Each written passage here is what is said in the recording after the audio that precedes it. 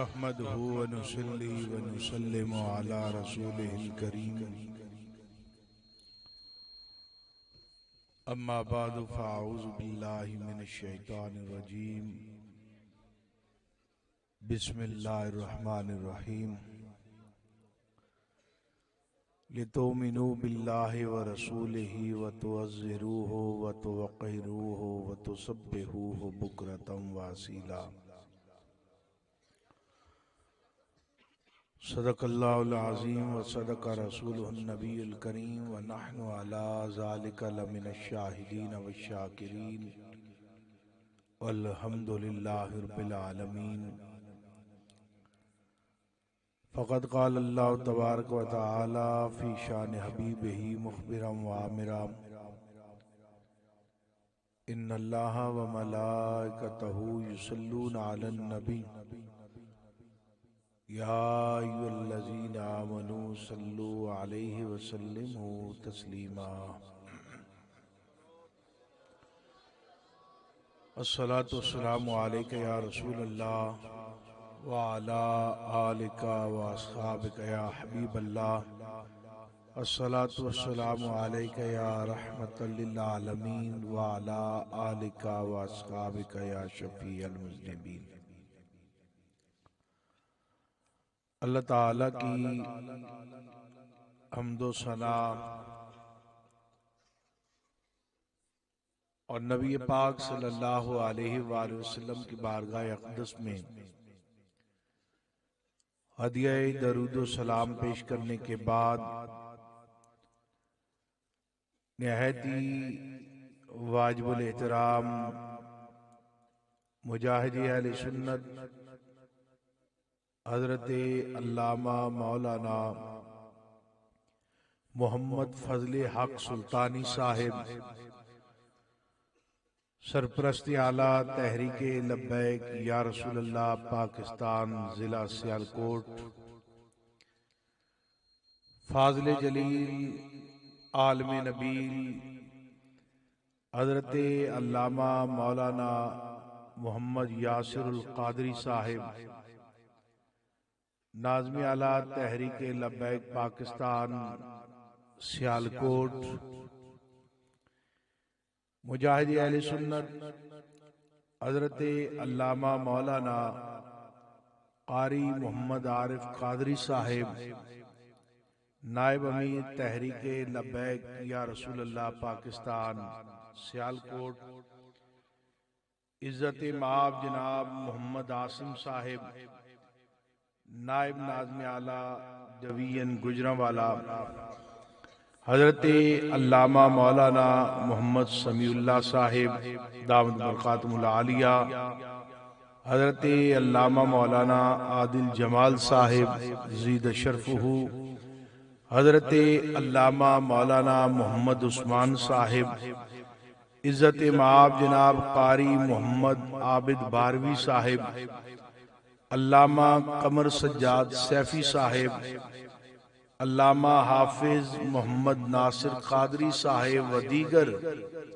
मुक़्तदिर उलमा व मशाइख तहरीक लब्बैक या रसूलल्लाह पाकिस्तान सियालकोट जिला और पीपी 45 और इस इलाके के जुमला तहरीक के जिम्मेदारान व कारकुनान मेरे बुजुर्गों और दोस्तों, सबसे पहले मैं आप तमाम हज़रात को आज की अजीम शान इज़्ज़त रसूल कॉन्फ्रेंस मुनक्किद करने पर मुबारकबाद पेश करता हूँ।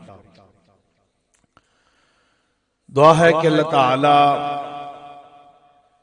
हम सब की इस हाज़िरी को अपनी बारगाह में कबूल व मंजूर फरमाए।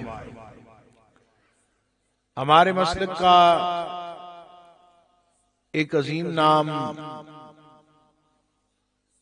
खतीब आले सुन्नत मुजाहिद आले सुन्नत असीर नामूस रिसालत हज़रत अल्लामा मौलाना मोहम्मद यूसुफ रिजवी साहिब दामद बरक़ातुहुल आलिया, उनका भी नूरानी इरफानी और वजदानी बयान आप हजरात ने यकीनन समाअत फरमाना है। चूंकि मेरा ताल्लुक एक जमात से है और वो जमात जिसने कई सदियों बाद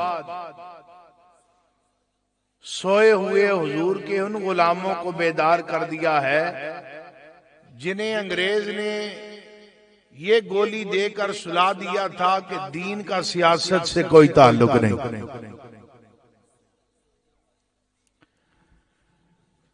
लिहाजा मैंने बात जो है वो सियासी करनी है।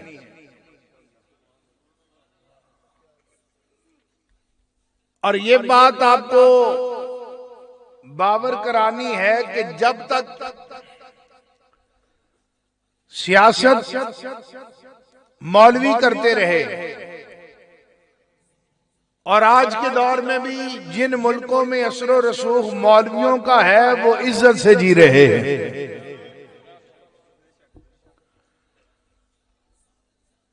एक फलसफा हमारे मुल्क में गर्दिश करता रहता है।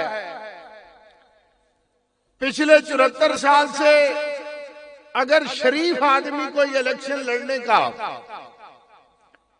इरादा कर ले तो पहले तो घर वाले ही कहते हैं ये गंदे लोगों का काम है। सियासत किसका काम है?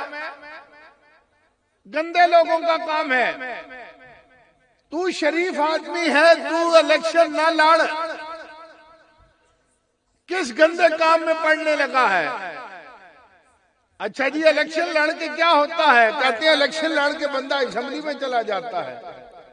वहां क्या करता है जी? वहां कानून साजी में हिस्सा लेता है और कुव्वते नाफिजा उसके पास होती है। अब सोचने की बात है, पाकिस्तानी कौम 74 साल से वोट दे रही है गुंडे को, वोट दे रही है बदमाश को, वोट दे रही है कब्जा ग्रुप को, वोट दे रही है शराब बेचने वाले को, वोट दे रही है हिरून फरोश को, और जुमे वाले दिन आकर हजरत अल्लामा फजल हक साहब को कहते हैं जनाब दुआ करें अल्लाह उमर फारूक जैसा हुक्मरान अता फरमाए। ओ भलियो, जब हुक्मरान चूज करने का वक्त था उस वक्त तो गुंडे को वोट दिया, बदमाश को वोट दिया, और जुमे वाले दिन दुआ करवाते हो कि उमर फारूक जैसा हुक्मरान मिले। उमर फारूक जैसा अगर हुक्मरान चाहिए तो रियाया को फिर मौला अली जैसा बनना पड़ता है। वोटर को उस्मान गनी जैसा बनना पड़ता है, तब जाकर उमर फारूक जैसा हुक्मरान मिलता है। उमर फारूक जैसा हुक्मरान वैसे नहीं मिलता। लिहाजा किबला अमीर मुजाहिदीन ने पूरी उम्मत मुस्लिमा पर बिलुमूम और पाकिस्तान के लोगों पर बिलखुसूस ये एहसान किया है कि वो मसला जिसे 74 साल से कौम भूल चुकी थी, बुजुर्ग भी जिसे नहीं जानते थे, किताबें बंद कर दी गई थी, किबला अमीर मुजाहिदीन ने 4 साल की मेहनत में खत्म नबूवत का मसला 5 साल के बच्चे को भी समझा दिया।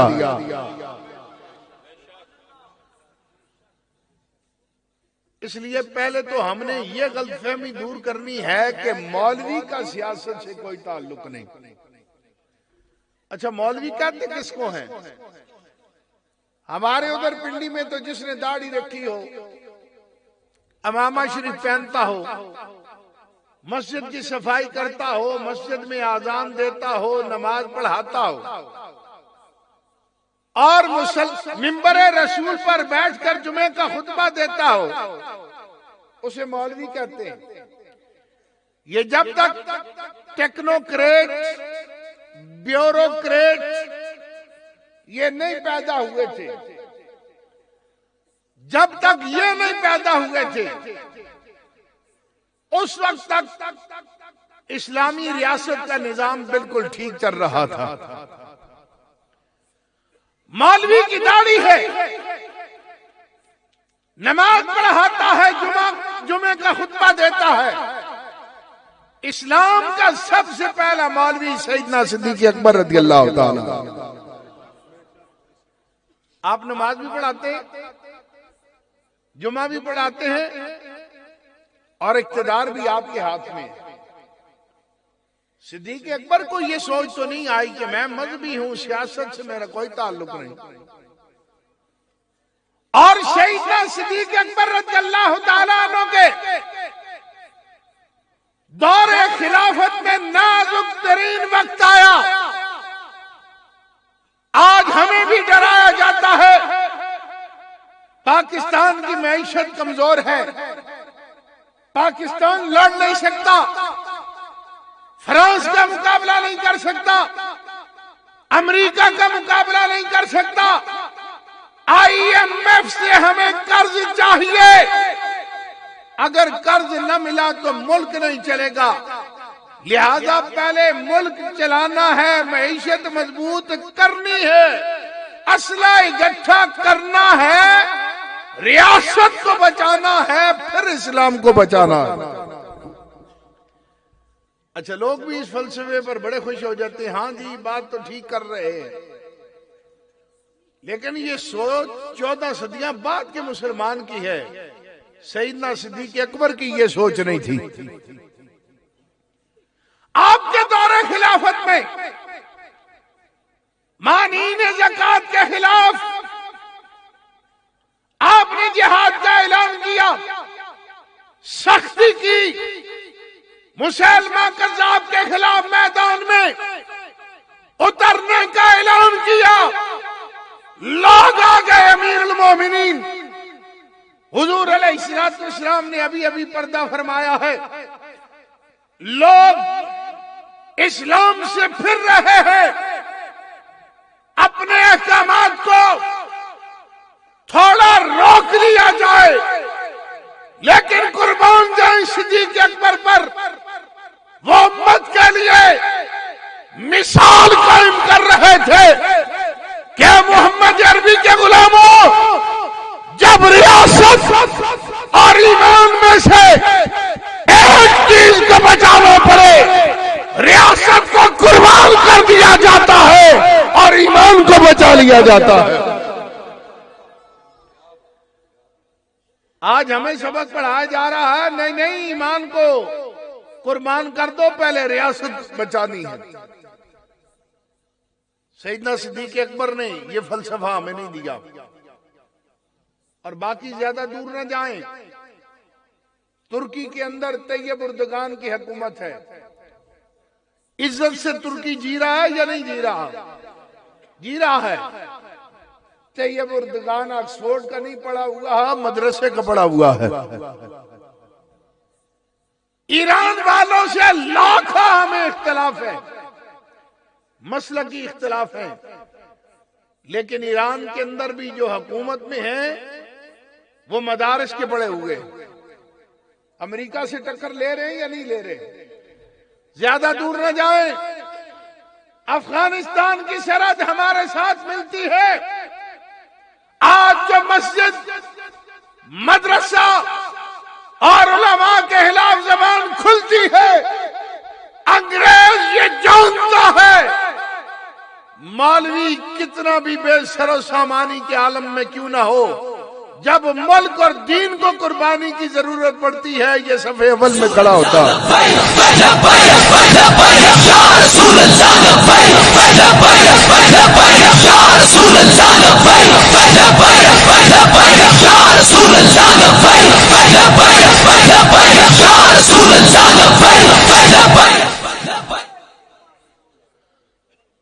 आज दर्द नहीं ये है, अफगानिस्तान के अंदर 2 सुपर पावरों को शिकस्त हुई, लेकिन आप तारीख उठाकर देखें, रूस ने अफगानिस्तान पर कब्जा किया, लिबरल सारे भाग गए, डॉक्टर सारे भाग गए, लिबरल्स ने दीगर मुल्कों में पनाह ली और अफगानिस्तान में लड़ा कौन है? अब अमेरिका के खिलाफ कौन लड़ा है? 60,000 वो उलमा और मदारिस के तलबा, किसी के एक पांव में जूता है, एक में नहीं है। खुश्क रोटी खाने वाले, खुश्क रोटी को पानी में भिगोकर खाने वाले, न बैरी बेड़ा है, न F-16 है, न मेराज प्यारे हैं, कोई दुनिया का जदीद असला नहीं। क्लाशनकोफे उठाकर 21 साल तक अल्लाह के आश्रय पर लड़ते रहे। रब ने 21 साल बाद उन्हें फतह अता फरमा दी।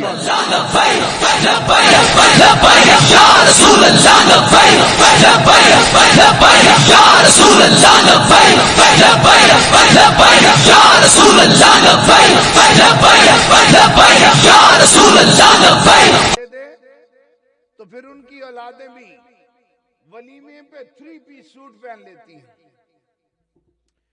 हजरत साहब का साहबजादा टाई लगाकर वलीमे पर आता है।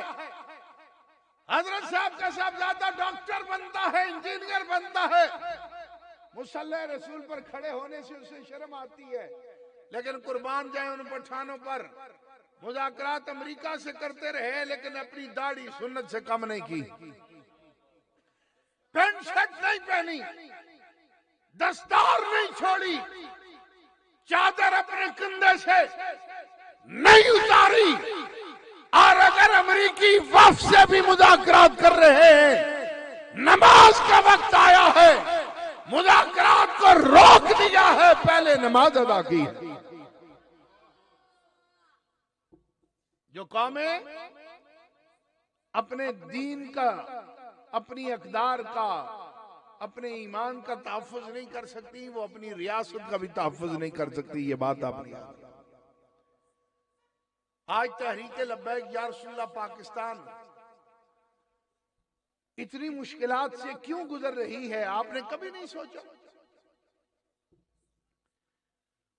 हालांकि पीपल्स पार्टी ने बेनजीर भुट्टो पर जब कातलाना हमला हुआ और वो उसमें जान से चली गई, पीपल्स पार्टी ने पूरा मुल्क जलाया या नहीं जलाया? वीडियो आज भी मौजूद है। बैंक लूटे या नहीं लूटे, गाड़ियां जली या नहीं जली, मुल्क में दंगा फसाद हुआ या नहीं हुआ, हर बंदा कहेगा हुआ है। तो मालूम हुआ इन्हें दंगे फसाद से दर्द नहीं, इन्हें दर्द है तो खत्म नबूवत के नारे से दर्द है, नामूस रिसालत के नारे से दर्द है। आज तहरीक लब्बैक या रसूलल्लाह पाकिस्तान की वजह से मिर्जाइयत के कदम रुक चुके हैं। और अगर आप इसी तरह मैदानी अमल में रहे तो इंशाअल्लाह तासुबे क़यामत कोई माई का लाल अकीदा खत्म नबूवत पर शब खून नहीं मार सकता पाकिस्तान में।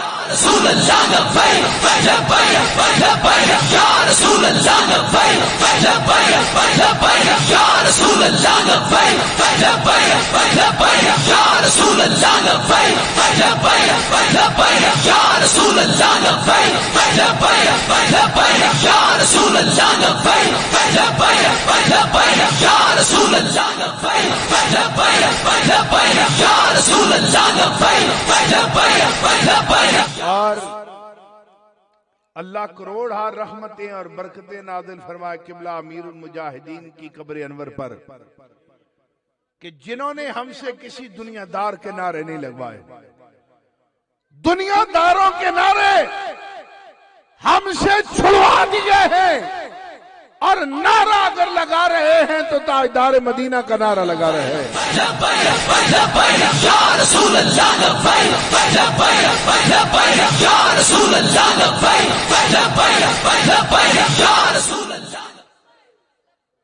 आज लोगों को ये बड़ा दर्द है और जी लब्बैक वाले मस्जिदों में सियासत को ले आए। ये मस्जिदों में जलसे कर लेते हैं। 3-4 दिन पहले मैं अटक में गया तो ये पैसा भी बड़ी अजीब चीज है, और फिर बाद बंदों पर ओहदे की दुम लग जाए ना तो वो वैसे ही फिजा में उड़ते रहते हैं। मस्जिद के सदर साहब सरपरस्ती आला मेरे पास तशरीफ ले आए, तबलीग फरमा रहे थे। मुझे कहने लगे देखे ना आपकी जमात ने आज प्रोग्राम किया है खत्म नबूवत का, तो साथ इन्होंने क्रेन भी एक छाप दी है फ्लैक्स पर। ये तो सियासी काम हो गया है, खत्म नबूवत का काम तो नहीं रहा। कल अगर पीटीआई, नून लीग, पीपल्स पार्टी आ जाए और वो मुझे कहे कि हमने खत्म नबूवत की कॉन्फ्रेंस करनी है तो मुझे उन्हें भी इजाजत देनी पड़ेगी। मैंने कहा हजरत साहब जिस दिन वो खत्म नबूवत की कॉन्फ्रेंस करेंगे मैं मिठाई का टोकरा लेकर आपके पास आऊंगा। हम तो चाहते ही हैं वो खत्म नबूवत की कॉन्फ्रेंस करें। हमारा तो झगड़ा ही ये है कि ये लोग हमारे दीन की तर्जुमानी असेंबली में नहीं करते, वगरना हमें अपनी मस्जिद मदरसे छोड़कर मैदान में आने की क्या जरूरत थी। हम तो आए इसीलिए है कि महंगाई बड़े दूर की बात रह गई है। अब तो हमने अपना और आइंदा आने वाली नस्लों का ईमान महफूज करना है। बाकी हम ठेकेदार नहीं, लेकिन किबला अमीर मुजाहिदीन फरमाया करते थे चौकीदार हम जरूर हैं। चौकीदारा हम करते रहेंगे और हमें कोई जल्दी नहीं। लूला लंगड़ा इक़्तिदार हम नहीं कबूल करते और किसी का दुम छल्ला बनकर भी हम इक़्तिदार में नहीं आना चाहते। इख्तियार ही ना हो तो उस वजीर का क्या हाल है, जिस वजीर के पास इख्तियार ही नहीं। शेख रशीद साहब मेरे साथ बैठे हुए हैं, कहने लगे, मैंने कहा ये काम करना है, कहता मेरे इख्तियार में नहीं। मैंने कहा ये झाक क्यों मारी हुई है, फिर हुकूमत से बाहर आओ। जिनका इख्तियार है उन्हें हमारे साथ बिठाओ। जब इख्तियार ही नहीं तो ऐसी हुकूमत लेने की क्या जरूरत है। तहरीक लब्बैक माज प्रोटोकॉल एंजॉय करने के लिए इक़्तिदार में नहीं आएगी, हकीकी तब्दीली लाने के लिए इक़्तिदार में आएगी।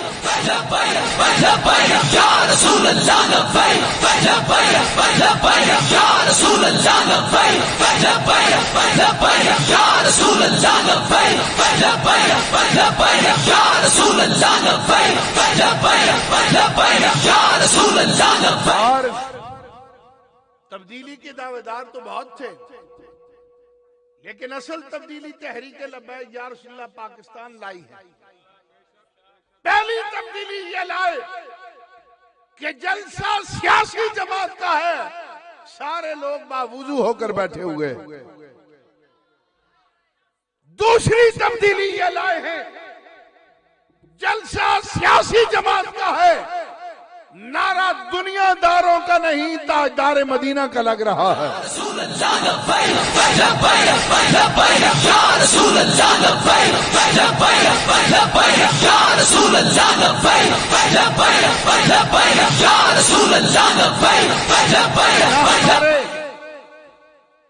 जलसों में मखलूत जलसे हैं, न गालम गलोच है, न ढोल है, न ढोल की थाप पर रक्स है।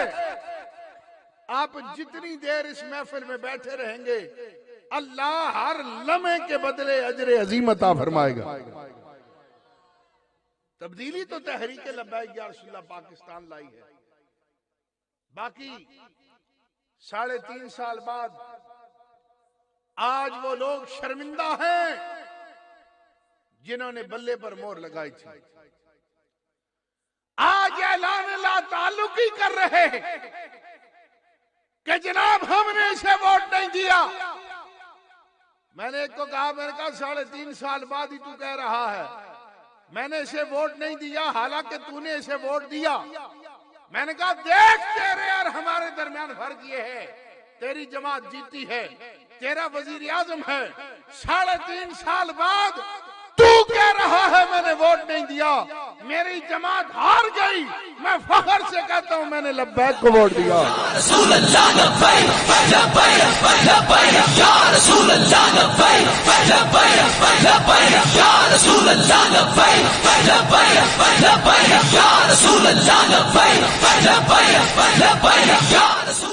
जब 2018 के इलेक्शन में लोग बिजली, सुई, गैस, गली नाली और 50 लाख घर और 1 करोड़ नौकरियों को देखकर वोट दे रहे थे, लब्बैक के मस्तानों ने उस वक्त सारी चीजों को ठोकर मारकर ताजदारे मदीना के नाम पर पर्ची डाली है।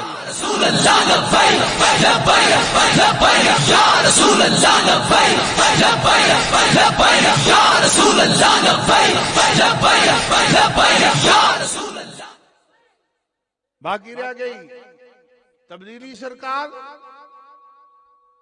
तो बाज तब्दीली वालों का हाल ऐसे ही है। वो एक लतीफा कहते हैं, एक बंदा था ना बेरोजगार, घर में आगे फाके, उसे और कोई तरकीब ज़हन में नहीं आई, था बड़ा होशियार।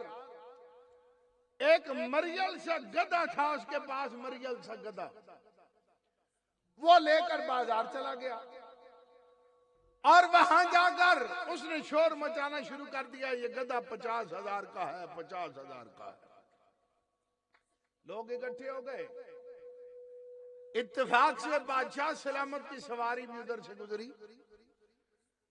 उन्होंने लोगों का मजमा देखा, पूछा क्या माजरा है।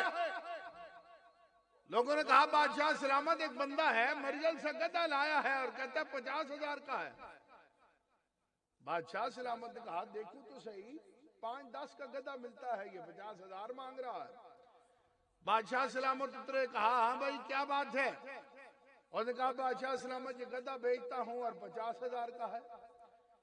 बादशाह ने कहा ये बहुत ज्यादा कीमत है, इसकी क्या वजह है।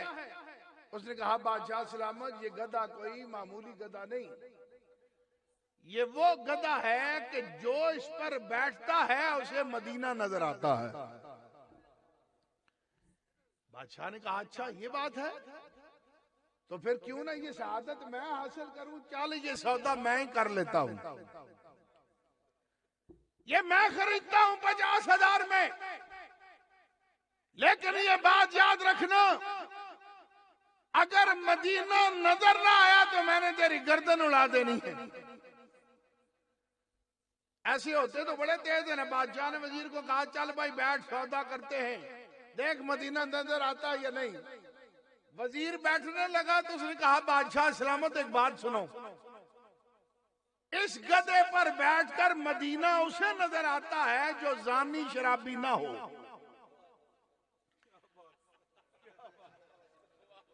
जो जानी शराबी हो उसे गधा नहीं, उसे मदीना नहीं नजर आता।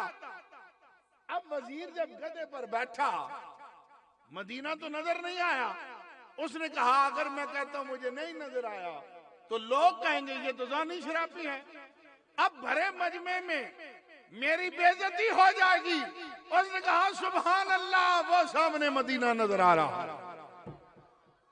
बादशाह सलाम ने कहा तू नीचे हो, अब मैं देखूं। बादशाह जब गधे पर बैठा, बादशाह को नहीं नजर आया। उसने कहा ले भाई मेरे तो ऐप खुल गए, लोग कहेंगे वजीर पारसा है, ये जानी है बेगैरत। अब मैं हूं बादशाह, वजीर से तो कम काम होना नहीं चाहिए। उसने कहा अल्हम्दुलिल्लाह, सुभान अल्लाह, मुझे मदीने के साथ मक्का भी नजर आ रहा। ये जो बल्ले वाले हैं ना, अब इनको 50 लाख घर और 1 करोड़ नौकरियां ऐसे ही नजर आ रही हैं। अच्छा एक और बड़ी अजीब बात करते हैं, कहते हैं देखे ना जी मौलवी मुल्क नहीं चला सकते। पता नहीं मौलवियों से क्यों इतनी एलर्जिक है हमारी कौम। कहते मौलवी मुल्क नहीं चला सकते। एक पीटीआई वाला बंदा मुझे मिल गया, कहने लगा मौलवी देखे ना मुल्क नहीं चला सकते, ये पढ़े लिखे नहीं होते। मैंने कहा अच्छा, जो हजरत साहब अब आपने बिठाए हुए हैं हम बचपन से देख रहे हैं, एक काम में इनको महारत थी और वो काम क्या था, गेंद को थूक लगाकर ये चमका अच्छा लेते थे। खान साहब ने यही काम किया ना, गेंद को थूक लगाते थे, फिर रगड़ रगड़ कर चमकाते थे और बॉलिंग कराते थे। मैंने कहा यही इसकी कारकर्दगी है, जिसने सारी उम्र गेंद को थूक लगाया है 2018 में कौम को भी थूक लगा गया। अब कौम को भी थूक लग गया है, अब कौम परेशान है, जाए तो जाए कहां। 3.5 साल बाद कहते नहीं जी अब सदारती निजाम आना चाहिए। हमने कहा इसीलिए बाबा जी फरमाते थे इस मुल्क में एक ही निजाम चल सकता है और वो निजाम मुस्तफा है। तहरीक लब्बैक या रसूल अल्लाह पाकिस्तान इसी निजाम के लिए मैदान अमल में है। आप खड़े हो ना हो, हम आपके दरवाजों पर दस्तक देते रहेंगे। और हमने कौम को नजरियाती बनाना है। नजरियाती कौम को नजरियाती बनाने में वक्त जरूर लगता है, लेकिन फिर वो वक्त भी आता है, कहते हैं ना फलां के खंबे को अगर टिकट दे दे तो वो भी जीत जाता है। वो वक्त इंशाअल्लाह इस पाकिस्तान में अगर किसी जमात का आने वाला है तो वो तहरीक लब्बैक या रसूल अल्लाह पाकिस्तान का वक्त होगा। या रसूल अल्लाह लब्बैक लब्बैक लब्बैक, या रसूल अल्लाह लब्बैक लब्बैक लब्बैक, या रसूल अल्लाह लब्बैक लब्बैक लब्बैक, या रसूल अल्लाह लब्बैक लब्बैक। आज पाकिस्तान में जितनी जमातें सरगर्म अमल हैं वो मालदार लोगों को टिकट देते हैं। ये एजाज तहरीक लब्बैक या रसूल अल्लाह को हासिल है, हमने आम कारकुनान को टिकट दिए हैं। और फिर देखिए वसीम अख्तर साहब 3-4 दिन पहले वो MKM वाले को 4-5 डंडे पड़े तो भाग गए, तो वसीम अख्तर साहब कहने लगे कि अब हम लब्बैक वाला तरीका आजमाएंगे। हमने कहा बच्चों लब्बैक का तरीका आजमाने के लिए मोहम्मद अरबी की गुलामी इख्तियार करनी पड़ती है। ये हमारे भाई ये कारकुन क़यादत का तो हमारे मसले में चक्कर ही कोई नहीं, ये हमारी जिम्मेदारी बन गई, बड़ी लगा दी तो ये हमें क़यादत कह देते हैं, वगरना हम भी अपने आप को आप जैसा कारकुन नहीं समझते। हम भी अपने आप को आप जैसा कारकुन नहीं समझते हैं। एजेंसियां भी हमें उठा कर ले गई, जिली क़यादत भी चली गई, PP सदा की चली गई। मुज़ाकरात में हमसे पूछते हैं यार तुम लोगों को ये क्या खिलाया हुआ है। हमने तो 10वीं लाइन तक तुम्हारे लोग उठा लिए, लाखों लोग फिर भी मैदान अमल में आ गए। हमने कहा ये हमारे लिए नहीं आए, मोहम्मद अरबी के नाम पर आए हैं। अमीरुल मुजाहिदीन ने इनसे अपने नारे नहीं लगवाए। और हुजूर किबला अल्लामा कारी आरिफ साहब इरशाद फरमा रहे थे कि लोग कहते हैं कि जी अपने पर्चे खत्म करवाने के लिए ये निकले, तो आप ना कहा करेंगे हम नहीं निकले। मुझे एक ने कहा वो जी आप अपने पर्चे खत्म करवाने के लिए निकले। मैंने कहा तुझे क्या तकलीफ है, कारकुन हमारे हैं, जमात हमारी है, हम पर्चा खत्म करवाने के लिए निकले, ये भी हमारी मर्जी है। जब हम आपस में राजी हैं तुझे क्या तकलीफ है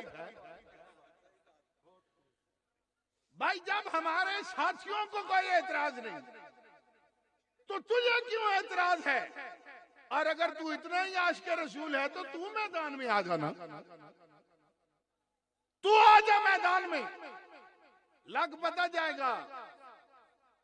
ये हमारा कमाल नहीं। लोग कहते हैं ये क़यादत जो है और कारकुनान बड़े दलेर हैं, कारकुनान होंगे लेकिन हम कोई दलेर नहीं। ये सब अल्लाह का फजल है, मालिकों की नजर है। उन्होंने हमें साबित कदम रखा हुआ है और हम अल्लाह की बारगाह में यही दुआ करते हैं कि रब्बे कायनात हमें इस रास्ते पर इस्तिकामत अता फरमाए। मेरे भाइयों, हमने तहरीक का काम करना है और दिन रात काम करना है। खवातीन के विंग को भी हमने मुतारिक करना है। माओ बहनों बेटियों के लिए इस्लाही बयानात और उनकी तरबियत के लिए मुअल्लिमात का इत्माम करके खवातीन विंग को मजबूत किया जाए, उस पर काम किया जाए, बल्दियात के लिए तैयारी की जाए। मैं आपको बता नहीं सकता कि ये लोग लब्बैक से कितने खौफजदा हैं कि आइंदा आने वाली इलेक्शनों में ये क्या करने वाले हैं। पहला इलेक्शन तो हमारा पहला था, हमें तो कई फार्मों का ही नहीं पता था, लेकिन अब जो इलेक्शन आ रहा है इंशाल्लाह फॉर्म 45 के बगैर हम पोलिंग स्टेशन से बाहर नहीं आएंगे। हम अपने